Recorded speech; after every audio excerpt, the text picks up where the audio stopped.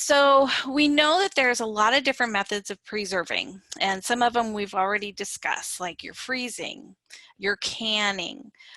In the past, we used to sweeten and acidify things. Now we sweeten and acidify things, but we also know that we need to process them in either boiling water bath or a pressure canner, steam canner, to make sure that they are shelf stable. We also have where in the past drying is probably the oldest form of food preservation. We don't probably do as much of that as we can, but a lot of people do still like to dry things because people run out of space. And if you are attuned to anything right now, you know that a lot of people are canning, and it's getting harder and harder to find kind of those supplies that we're looking for. The other thing that we can do is, and some of the individuals that we talked about earlier, they're pickling. So they're processing, doing the salt adding, the seasonings, the acidification, and getting those in jars and pickling them. We also have fermentation. I am not an expert on fermentation, but we have some fantastic people at the university that are specialists that can help us through to figure out the safest form of fermenting. And fermenting was discovered by accident. It wasn't something that we go out and we invent this. We are finding that fermenting has been around a long time too, as well as the salting, and we don't typically do that in home food preservation, but it is available. A couple of overarching details I really want to put out there is when you start with fresh produce that's high quality, that doesn't have blemishes, that isn't moldy, you're going to have a much better product at the end, no matter what kind of food processing you want to do, whether it's canning or drying or freezing. So we do tell people to harvest in the morning or after the heat of day, so that you've got the freshest product. Also, make sure that you are trying to process those items a little bit more quickly. Don't let them sit for a week and expect them to be a really good product after you do that. Again, you're going to have an end product that's only as good as what you start with. Another thing with fresh produce is making sure that you're washing it, using your hands, using a clean vegetable brush to make sure that you're getting all that dirt and bacteria off. That's just natural in the garden and natural in the environment.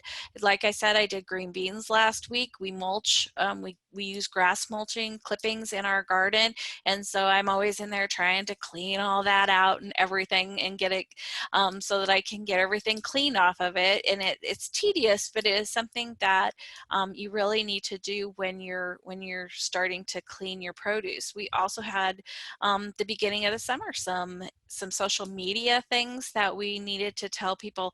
You can't use detergents and bleach on your produce. Cool running water, mechanically scrubbing it really is most effective.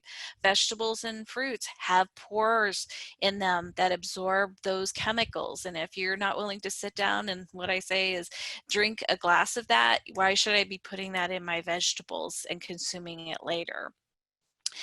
Another thing that we really need to stress is making sure you use research-based, up-to-date, research-based recipes. And it's not a recipe per se as you would be making cookies and breads, but there's a process that has to be done to make sure that if you're canning, that it's shelf stable. If you're freezing, that you're doing it the best way you can. So making sure you're using these resources. The National Center for Home Food Preservation, they work with the University of Georgia and have put out, they have canning information online, they have written information. So this is where all of the other information that most of you are going to find online or in written material is coming from. Also, university extension websites are great area to be looking for research. Food.unl.edu is right now we're doing some revamping of that updating, making sure everything's current, but all the information is still there. University of Wisconsin, there's an individual there that has been doing some extensive research on some new canning equipment and making sure that it is perfectly safe. Washington State's another area that has a consortium that works together. Washington, Utah, and Oregon, I believe, are working together to put out current information.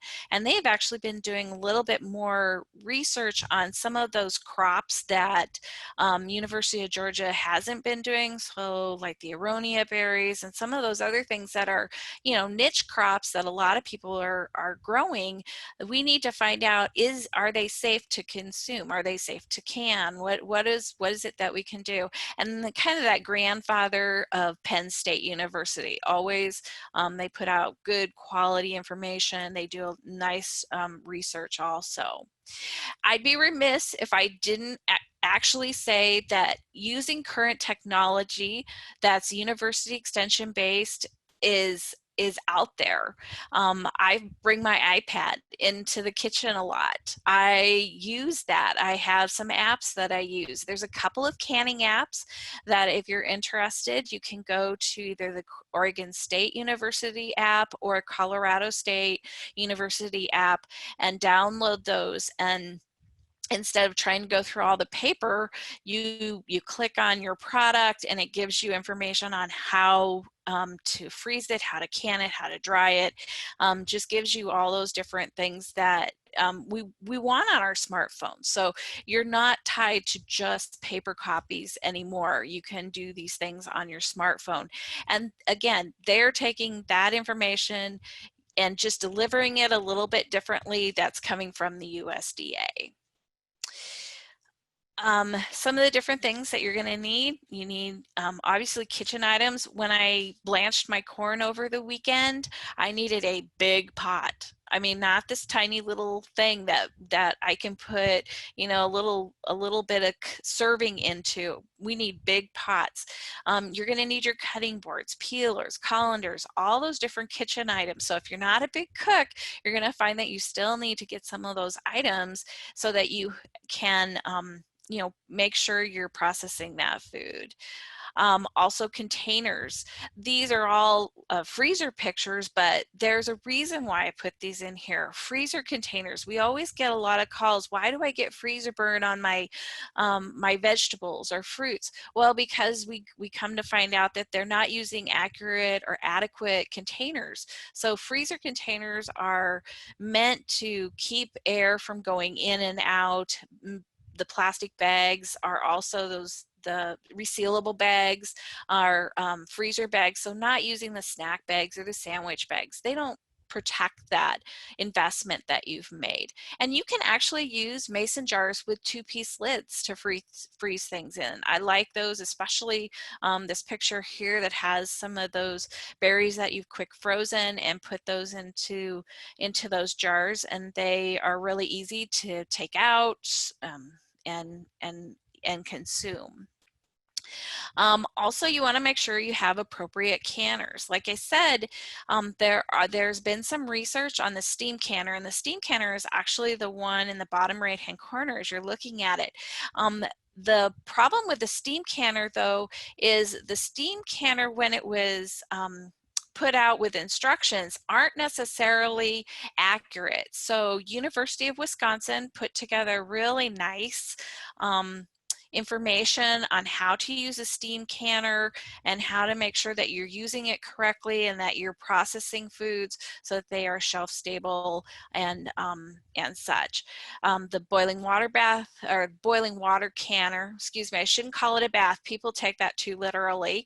The boiling water canner is the enameled one. They come in stainless steel. Also, they have the rack for you to use, and then we've got the pressure canner here that shows the dial gauge, but there's also weighted gauges, and extension offices across the state do make appointments to test those gauges. So if you need your gauge tested, as I did this year, actually I do it every year, but I had to make a special appointment with me to go and have it tested. Seemed kind of very strange this year. So making sure your equipment is tested and accurate. Just some of the other things that you might want to invest in, your jar lifters. Up in the upper left hand corner, that is actually a Headspace measurer, and it dual duties over to the right as an air bubble remover when you're getting your items ready to put the lid on, funnels and such. So you don't need to do buy a lot of stuff. You can make do. These are just things that you might find that are out there, and there's a lot of these things out there.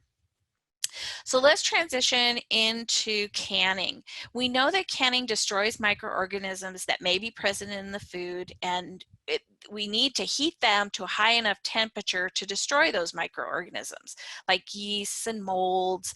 We also, when we're canning, we're removing that air from that jar to make a good vacuum seal so that it is shelf stable. And yeast and molds obviously can't grow in that environment, but there is one thing that can. And we know that Clostridium botulinum actually will grow in it, and I'll cover that in a few minutes. But there's a couple of food categories that we divide our food into to make sure that we are heating it appropriately for an amount of time to make sure that it is going to be high enough, hot enough to destroy any microorganisms that happen to be in there. And these are the two categories, talking about pH and high acid and low acid and such. If you don't remember anything except that high acid foods need to be done in a steam canner or a boiling water bath, water canner, and low acid foods must be done in a pressure canner because you need to heat those to a high enough temperature. So any of your vegetables, like my green beans, I had to do in a pressure canner. Anytime that I make a mix of a low acid and a high acid food, has to be done in a pressure canner unless I'm adding an acid to it. Tomatoes are always our downfall because we know that we have to add acid to it. They sit right on the level of pH that makes them a high acid food, but not very high acid. So we need to make sure that we're increasing the acidity level for those if you're going to can them. And it doesn't matter what variety they are, whether they're an heirloom, whether they're the, one that's more commercial and such, like the Amish paste and such. You still have to add that to make it a high acid food. Also, your fruits, pickles, those kinds of things are divided into that high acid category also. And again, when you can them, all of those products need to be processed either in the steam canner or boiling water canner, and then all of the meats and vegetables and mixes are going to be done in a pressure canner. Low acid foods need to be pressure canned, like your vegetables and your meats and your mixes, because of Clostridium botulinum. We know that it has heat resistant spores, kind of like a really hard seed, to protect itself, and the only way to destroy it is to heat it at 240 or above. And so the only way to accomplish that, obviously, is doing it in a pressure canner. Pressure canners are designed so that the temperature raises between 240 and 250, whereas if you use a steam canner or a boiling water canner, you're only going to get 212 in those particular canners, which never increases this temperature up high enough to destroy that botulism that could be in there. And we also need to think about botulism, that it likes the playground, I call it, in the jar, that if you don't process it at high enough temperatures, that playground is a nice little environment for them. They like the 40 to 140 temperature. They like the high moisture. They like that you took the oxygen away from it.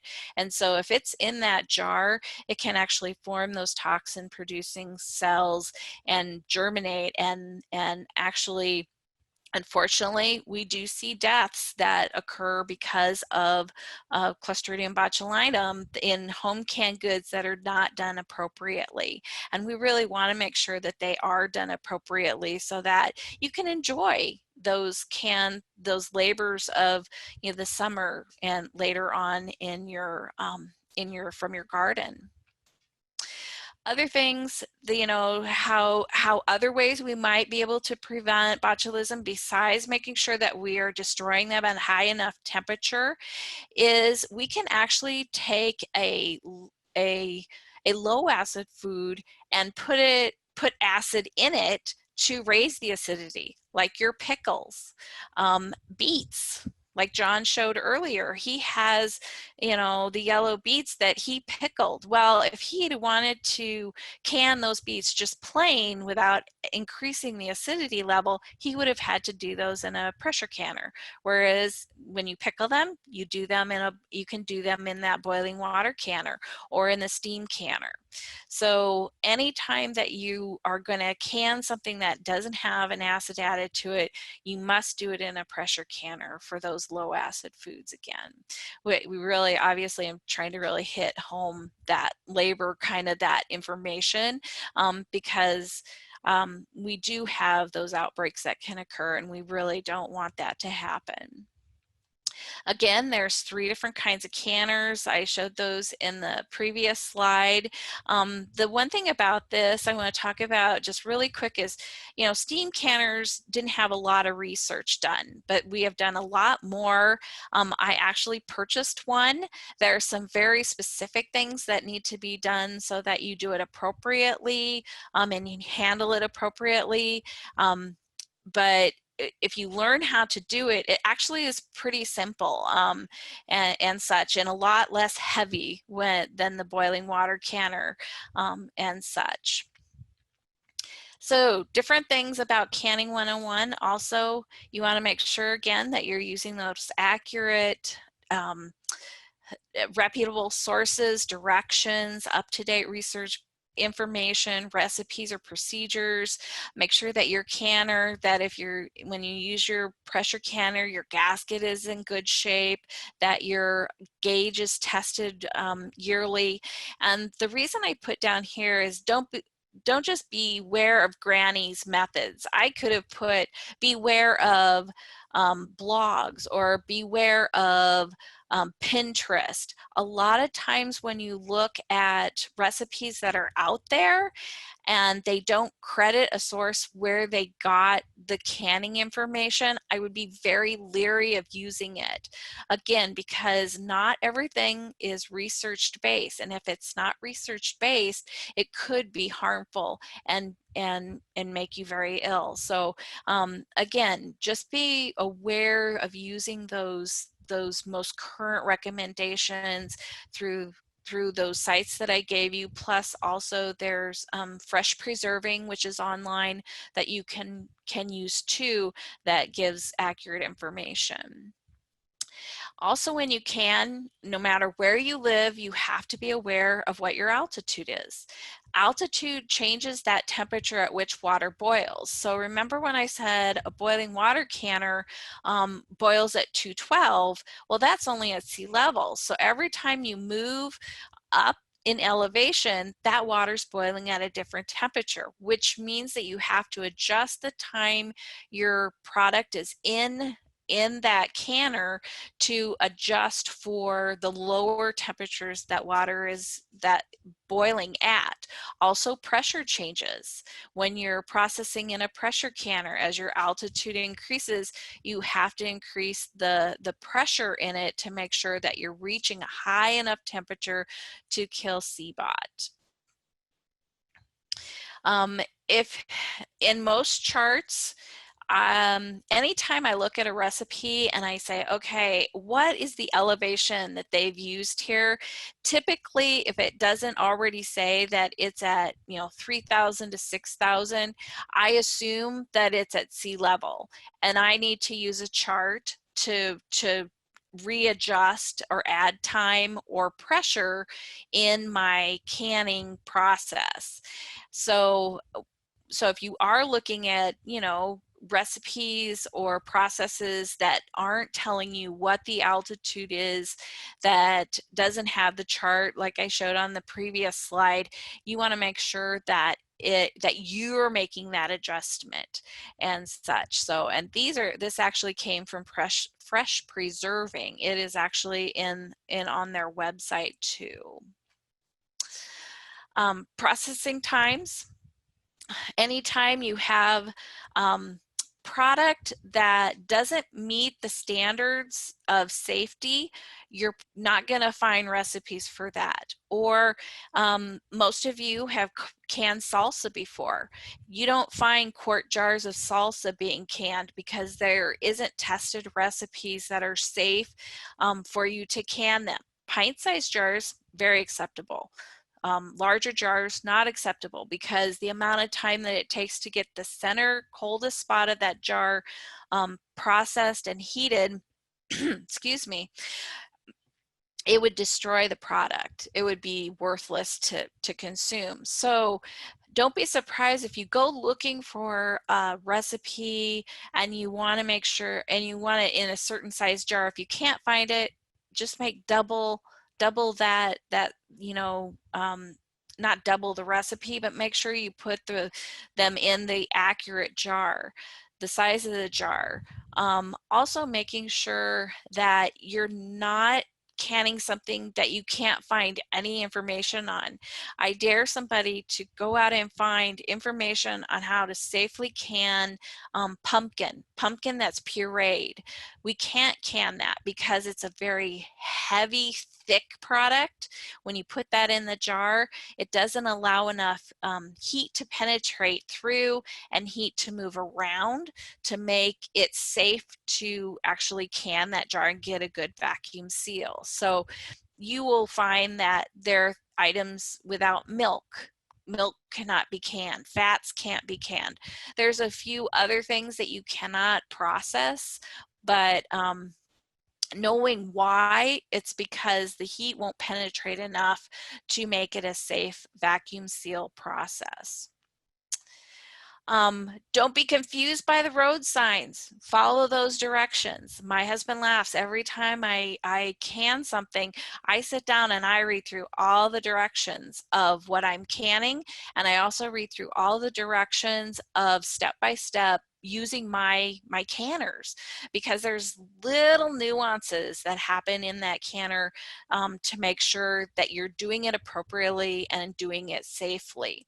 And one of those things that came out about 5 years ago was that heating up and venting it, a pressure canner, you need to make sure that when you get everything in there, you put your lid on, you vent it for no less than 10 minutes to make sure that you get as much of the air out of there.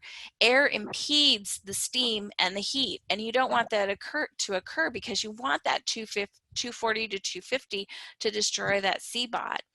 Also, when you cool it, you want to make sure that as you're cooling things, that you don't just automatically take. I remember when I first learned how to can, you'd get the lid, the pressure would come down, you take it off, and you directly take those jars out. Well, now those jars sit in there for 10 minutes. That is part of the heat process. They are going to continue to bubble and boil, and that you want to make sure that they cool a bit, and then put them onto your paper towel, not paper towels, but terry cloth towels or a rack to cool appropriately with enough air to circulate around them so that they can start to cool down and they don't break on you. So making sure you're following all those directions. One thing, there's two different ways to hot pack and raw pack product. This little picture down here is a raw pack of the carrots. Way not enough headspace on that, obviously, but it's a good example of what a raw pack is. When you do a raw pack, you need to make sure that there are directions for a raw pack. There are a few recipes, processes in the books that only give hot pack instructions. The reason being is that that hot pack can get hot enough for long enough to make sure that the CBOT is destroyed and that it has a good vacuum seal. Whereas a raw pack, when it was being tested, it did not reach a high enough temperature for a long enough period of time to be a safe product. So again, reading through those recipes and understanding, yeah, I can't find a hot pack, but I can't find a raw pack, but I'm just going to do raw pack, doesn't necessarily mean that that's a safe process. Headspace, it's just the space between the liquid or the food or product to the top of to the bottom of the canning jar. And obviously you don't need much headspace in jams and jellies. You need a little bit more with fruits and pickles and tomatoes. The 1 inch for that low acid food is a lot more, but you have to think about it. You're doing those under pressure. There's a lot of pressure in that jar to push items up. And when you do can, you're not just heating it, you're extracting that air out over that rubber gasket in that sealing lid. And if you get too much product pushing out, it can impede and detrimentally make that lid not seal for you. And I'll be honest with you, last year I did kale. It was like an hour and 10 minutes or an hour and a half or so. It was a ridiculous amount of time to can. And don't ask me why I canned it, but I did. It took forever. It broke it down. It didn't look great, but it was canned safely. And it needed that 1 to 1.25 inches of headspace because it really was pushing hard to get out of the jar, and then it settled down after it had cooled a little bit. Seals, wait about 12 hours to listen for that pop. Make sure that they're sealed properly. When you store them, we're starting to see that I have some left over from last year, so we are sifting through my storage right now. I always take off my screw bands. I've had jars that have come unsealed. Even I have errors in judgment and they came unsealed, but luckily I did not have the band on. So it was a mess on my canning shelves, but I was able to say, okay, that is not a properly sealed item. I cannot use that. Label and date them regularly so that you can make sure that you are using them within about a year of processing. I always laugh when somebody says, well, you must do a lot of canning. It's like, I do a fair amount, but I try not to do more than I think that I'm going to use for a year, because I'm hoping to grow a garden next year again. I'm not at the age where I'm ready to hang up my hat. So I'm going to continue to do this and replenish my garden. So now that I've scared you to death about canning, freezing is another option a lot of people use for preserving, making sure that it's quick, it's convenient, it impedes the growth of microorganisms, but it doesn't slow enzymes. And enzymes are those proteins that are in your fruits and vegetables that make that continue to mature when it's in the freezer. And one thing with freezing is, with any kind of vegetable, you want to make sure that you're blanching it, and that's what stops that enzymes. That's the heat. And so like my corn, when I did a few years ago, I did corn on the cob that I purposely did so that we could eat it in December, when my son came home on leave. And in December, when I served the corn, I literally had family members going, "Where did you get corn in December?" And I'm like, well, I blanched it for the correct amount of time. I cooled it for the correct amount of time. And this is why it tastes so much better than other items that you don't stop that enzyme action. So just a story on how if you do it correctly, it will help keep the color, flavor, and texture intact. The one question I get a lot is, how long do I cool something if I've blanched it? If you blanch something for 3 minutes, you need to cool it for that same amount of time. So, and using big things of ice, not those wimpy little ice cubes from the freezer. You need big chunks of ice to keep that water cold if you're doing a lot of blanching and cooling and such. We have a whole plethora of stuff online, but the biggest hit that works in our favor is the tomatoes and how to freeze tomatoes. Alice Henneman did a website, and basically it needs to be cored, but it doesn't have to be peeled if you're freezing it. And I've done it both ways. I've frozen it with the core out and the peel taken off, and I've done it with the core out and the peel left intact. And I can't tell you that I can tell the difference between the two. So it's just really personal preference. The one nice thing I found when you freeze it with the peel is after you take it out and you thaw it a bit, the peel just peels right off and you didn't have to heat anything. That was kind of an advantage. A lot of people have summer squash.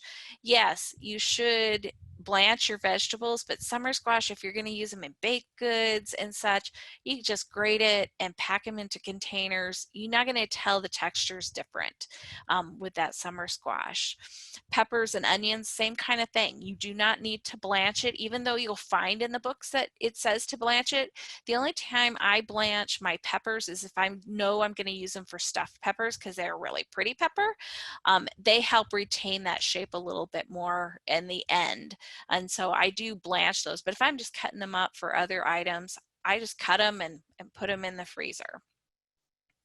Fruits, the one thing with fruits is making sure that you keep them from darkening.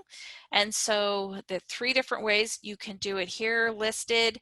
The one thing, a lot of people are buying more of the citric acid because of the fact that it keeps things from turning dark and it doesn't change the flavor of it. How many times do we put lemon juice in with our fruit and it kind of takes on that lemony taste?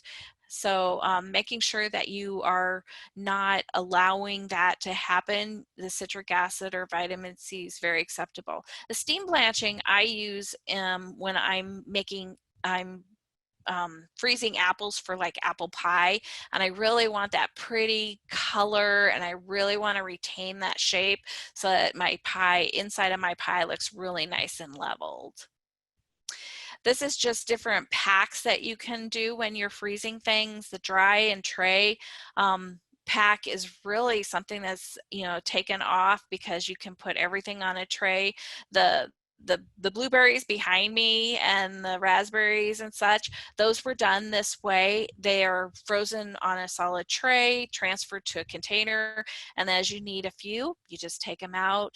They're not all clumped together. Like I remember how my mom used to freeze things. Everything was always clumped together. You had to thaw everything to get it out. The other items on here, there's syrup and sugar packs and such.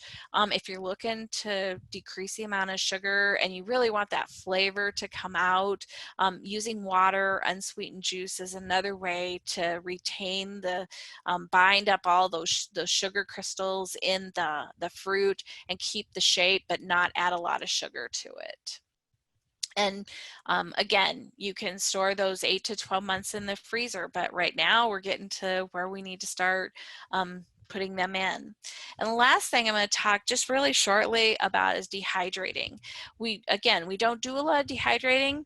The way dehydrating works is removing the moisture that that bacteria, molds, and enzymes like and need to thrive.